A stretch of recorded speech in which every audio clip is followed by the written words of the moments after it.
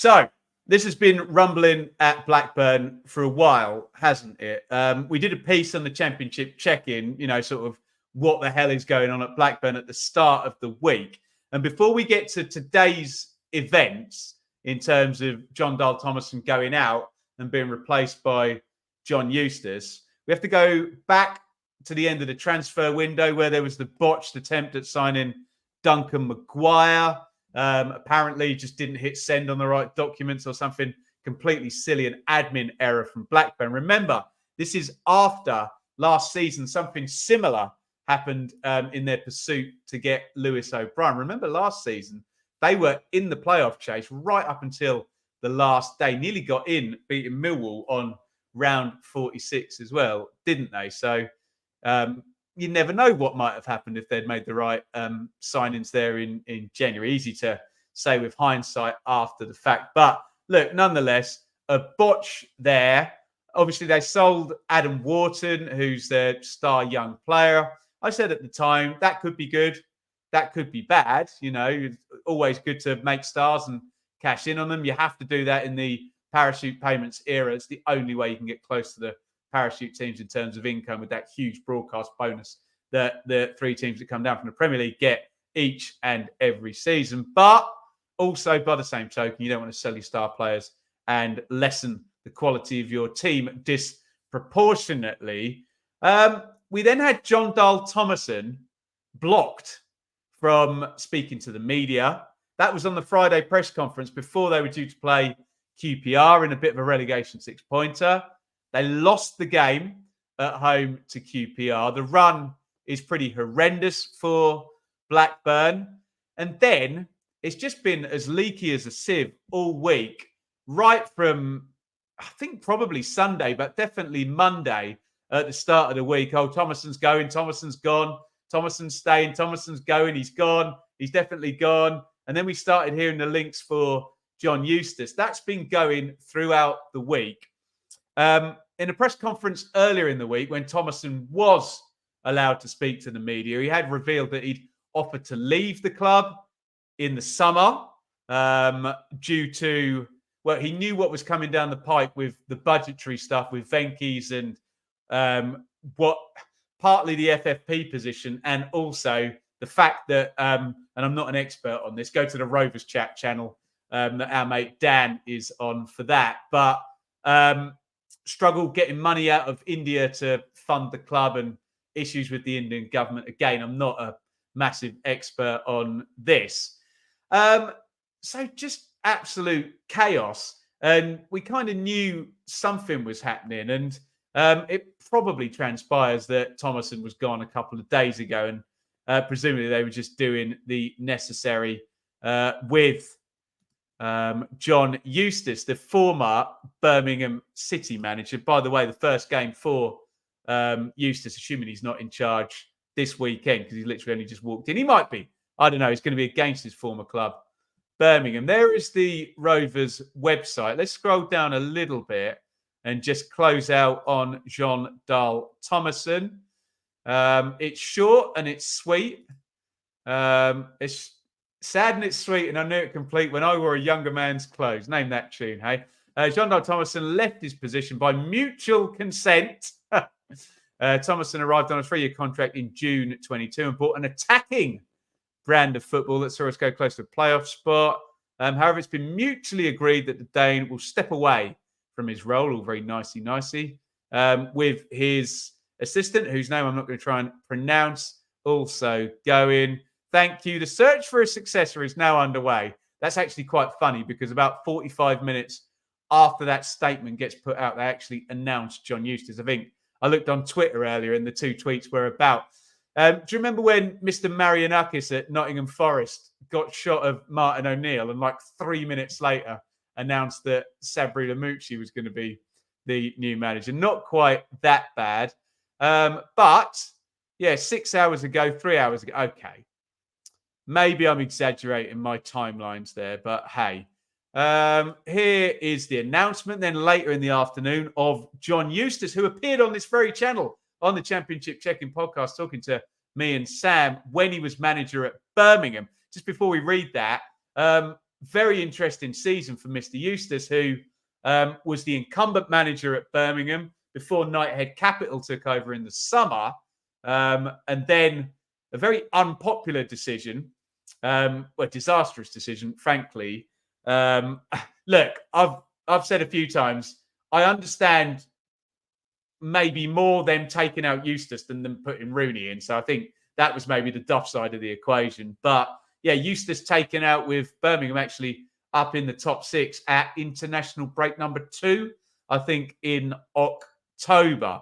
Anyway, Eustace is back. Rovers are delighted to confirm the appointment of John Eustace as the club's new head coach. The 44-year-old that signed a 2.5-year deal at the club arrives on the back of a successful spell at Birmingham City, a progressive and forward-thinking coach with a clear philosophy. This is very interesting stuff, this, because so in Blackburn's sacking of Jon Dahl Tomasson, their higher-ups mentioned that Jon Dahl Tomasson was an attacking manager.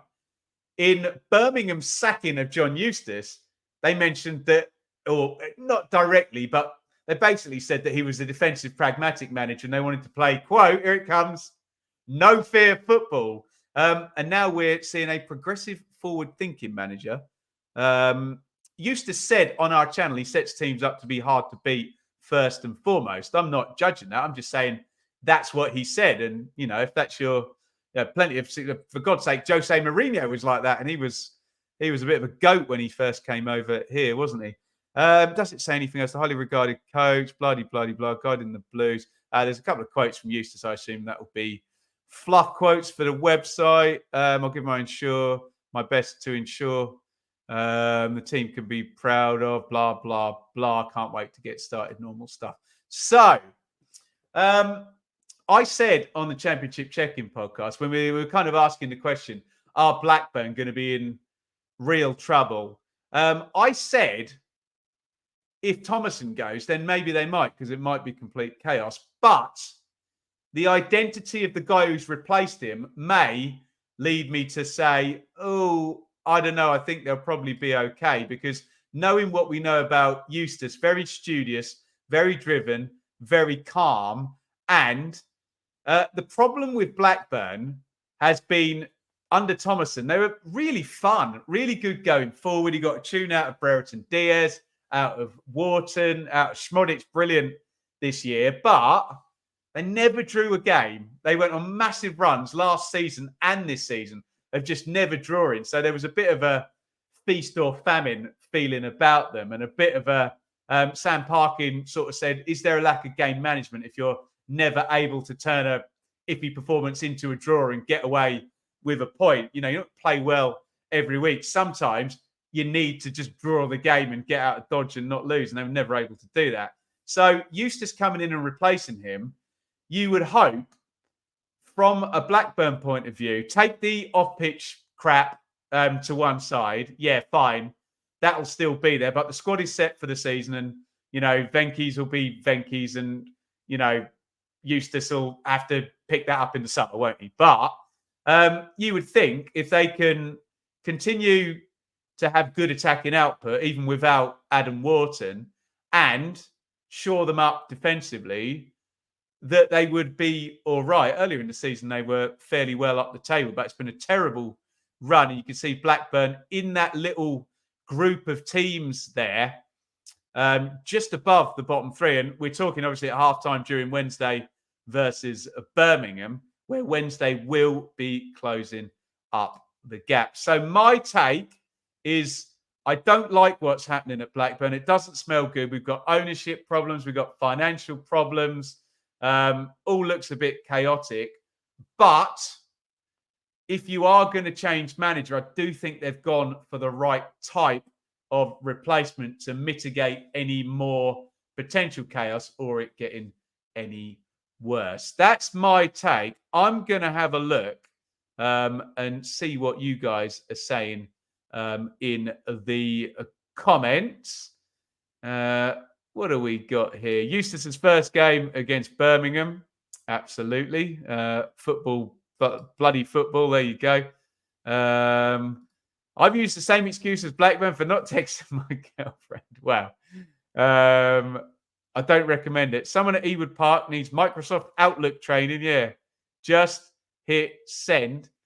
A bit harsh on JDT. Well, Nick Nack, they said that it was mutual consent and he'd offered to leave in the summer. So I think he wanted out as much as they kind of wanted a change as well. Risky choice for Eustace. Well, Adam, I do agree with you there.